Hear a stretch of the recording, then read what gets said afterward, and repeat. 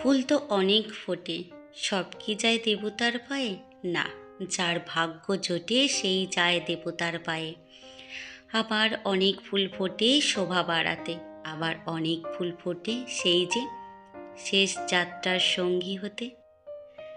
তবুও ফুল ফোটে নিজস্ব রূপ, গন্ধ, সৌন্দর্য নিয়ে মোহিত করে দেওয়ার মতো ফুল ফোটে।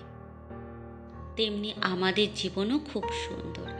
আসলে ফুলের সাথে কাঁটা যেমন থাকে, মানুষের জীবনে দুঃখ, কষ্ট, বেদনা সেগুলো তো থাকবেই। তবু তার ঊর্ধ্বে উঠে জীবনকে একটু ভালোবাসতে হয়। নমস্কার বন্ধুরা, আমি অনু, হ্যাপি লাইফ উইথ অনুর আর একটা নতুন ব্লগে আপনাদের সকলকে মন থেকে জানাই অনেক অনেক স্বাগত। কেমন আছেন আপনারা? সুন্দর দিন আর একটা সুন্দর মিষ্টি সকালে চলে এলাম আপনাদের কাছে। শুরুটা করেছি এই যে আমাদের কাছেই মাঠের জমিতে চলে আসছি। ওই যে কিছু লোকজন দাঁড়িয়ে আছে, ওখানে হচ্ছে আমাদের পেঁয়াজ রোয়া হচ্ছে। আর কেন মাঠে এলাম চলুন না একটু দেখি। এই দেখুন, শাক তুলেছি অনেকগুলো, নোটে শাক, মূলো শাক, অনেক কিছু হয়েছে। এই জমিটায় কিছু কিছু সবজি দেওয়া হয়েছে খাবার মতো। দেখেছেন এখানে পালং শাক হয়েছে, ওইদিকে ফুলকপি, বাঁধাকপি সবই আছে, আর মা ওখান থেকে মূলো শাক তুলে নিচ্ছে। আর এখানে কিছু রাখা আছে। আর এই যে রান্নার জোগাড়পত্র করতে বেরিয়ে পড়েছি, বলতেই পারেন যে মাঠে আজকে বাজার করতে বেরিয়েছিলাম। বাড়ি ফিরে আপনাদের দাদা ভাই এই কলার কাঁদিটা পেকে গিয়েছিল, কাটছিল, তাই ভাবলাম আপনাদের সাথেও একটু শেয়ার করে নিই। আর এগুলো হচ্ছে আমাদের গাছের কলা, তো বেশ মিষ্টি আর হলদে। যদি আপনাদেরকে পাঠাতে পারতাম তাহলে খুবই ভালো লাগতো। আর তারপরেই কি রান্নাবান্নার দিকে চলে এসেছি। আজকে এক জায়গায় বেরোবো, কোথায় যাব সে তো আপনাদেরকে নিয়েই যাব, তাহলে দেখতে থাকুন। আর ভিডিওর এই পর্যায়ে এসে যদি কোনো অংশে ভিডিওটা ভালো লেগে থাকে তাহলে প্লিজ চ্যানেলটা সাবস্ক্রাইব করে আমার পাশে থাকবেন আর একটা মিষ্টি কমেন্ট করবেন, যাতে অনেক অনেক ভিডিও তৈরি করার অনুপ্রেরণা পাই। আর কি, এই যে ফুলকপি, আলু, মাছ দিয়ে একটা তরকারি করেছি, আর ওই শাকগুলো ভেজেছিলাম। আর কিছু করিনি, তাড়াহুড়োর মধ্যে এইটুখানি শেয়ার করলাম। রাস্তায় আর সেভাবে কোনো ভিডিও করতে পারিনি, প্রচণ্ড ট্রেনে ভিড় ছিল। একটু বসবার জায়গা পেয়েছিলাম, আর সাথে কিছু ভিডিও দেখেছি। আর এই যে চলে এসেছি কোথায় বলুন তো? এই যে আমার স্বর্গের রাজ্য, বলতে পারেন ফুলের স্বর্গরাজ্য। আর আমার ফুল বাগান, ফুল নার্সারি সমস্ত কিছুটা এতই ভালো লাগে যে মনে হয় যেন স্বর্গরাজ্যে চলে এসেছি। স্বর্গে গেলেও এই ধরনের সুখ হয়তো পাবো না বা আনন্দ পাবো না। যাই হোক, দেখে তো মন ভীষণ ভরে যায় আমার। এখানে এলে একদমই বাড়ি যেতে ইচ্ছা করে না। আর আপনাদের দাদাভাই খালি বকা দেয়, তাড়াতাড়ি নাও, তাড়াতাড়ি করো। আচ্ছা বলুন তো আপনারা, এই সব জায়গায় এলে কি তাড়াহুড়ো করে গাছ নেওয়া যায়, বা জায়গাটা কি দেখে মন ভরা যায় বলুন তো? চলুন কিছু কিছু ফুল আপনাদের সঙ্গে শেয়ার করি। এখানে কিছু বেশ চন্দ্রমল্লিকা ফুল ফুটে গেছে, সেগুলোই আপনাদের সঙ্গে শেয়ার করছিলাম। বগেনভিলিয়া, এত সুন্দর সুন্দর গাছ ছিল যে মনে হচ্ছিল সব কটাকে বাড়ি নিয়ে চলে আসি। আসলে সব আনার মতো ক্ষমতা তো নেই, কিন্তু ওই যে মন ভরে অনেকটা অনেকটা আনন্দ উপভোগ করে এলাম। আর গোলাপ গাছগুলো অনেক সুন্দর ছিল, কিন্তু এই বছর আমি কোনো গোলাপ গাছ নিইনি। আসলে ওই কি বলুন তো, মায়ের শরীর খারাপের জন্য না একটু কাজের চাপ বেড়ে গেছে। আর এই গাছের যত্ন না করতে পারলে গাছ নিয়ে গিয়ে কি লাভ আছে বলুন তো?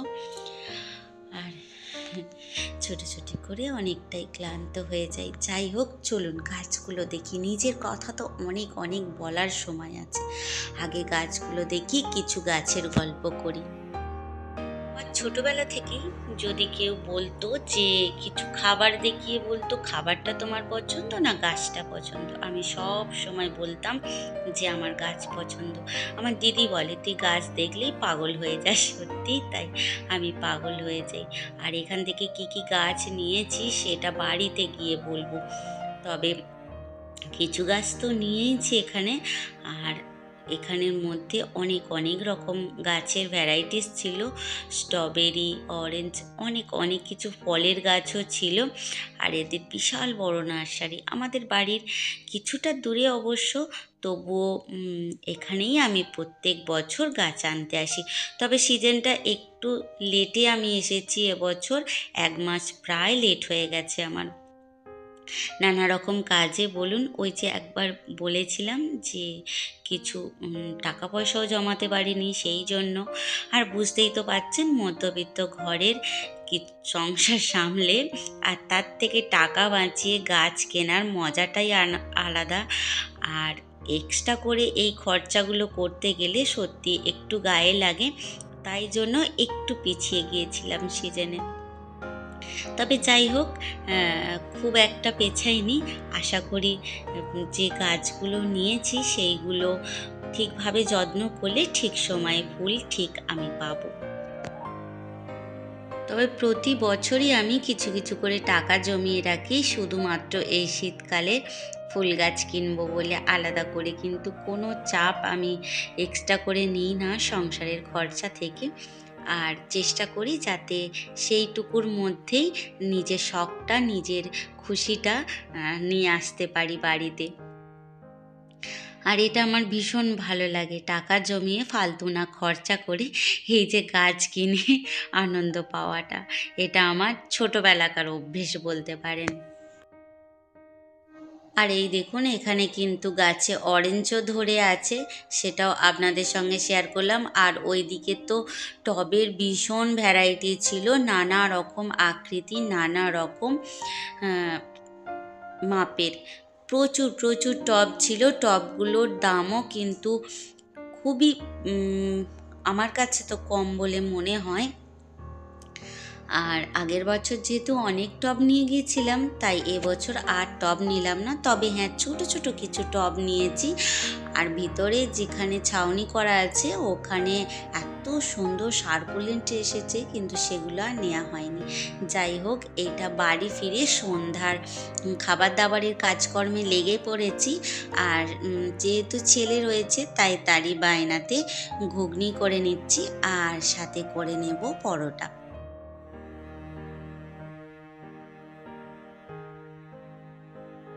পরোটাগুলোও কিন্তু করা হয়ে গেছিলো। আমার ছেলে খুবই পছন্দ করে পরোটা ঘুগনি খেতে, তাই ওর বায়না মেটাতেই করে দেওয়া হচ্ছে। আর গাছগুলো দেখে এসে তো আমি সারাক্ষণ আর স্থির থাকতে পারছি না, মনে হচ্ছে যে আর একবার ছুটে যাই, গাছগুলো দেখে আসি। আর এই যে এটা করে নিয়েছিলাম নিরামিষ ঘুগনি, সেইভাবে দেখানো হয়নি, তবু একটু বলে দিচ্ছি। এখানে হচ্ছে গোটা জিরে আর গোটা গরম মশলা ফোড়ন দিয়েছিলাম, আদা, টমেটো এই বাটাটাই দিয়েছিলাম, সাথে রেগুলার মশলাগুলো দিয়ে কষিয়ে নিয়েছিলাম। আর লঙ্কা গুঁড়ো তো ব্যবহার করছি না, তাই কাঁচা লঙ্কা বেটে নিয়েছিলাম, মানে মিক্সারে পেস্ট করে নিয়েছিলাম, সেটা দিয়েই করছি বলে কালারটা একটু খারাপ হয়েছে। যাই হোক, টেস্টে কোনো ফারাক আসেনি। তাহলে চলুন, আজকে রাত্রিরে এই খাবারটুকুর সাথে সাথে ভিডিওটাও এই পর্যন্ত রাখছি। দেখা হবে আবার নতুন একটা দিনে, নতুন একটা ব্লগে। খুব ভালো থাকবেন, আনন্দে থাকবেন, হাসি খুশিতে থাকবেন। দেখা হবে আবার গাছের সাথে।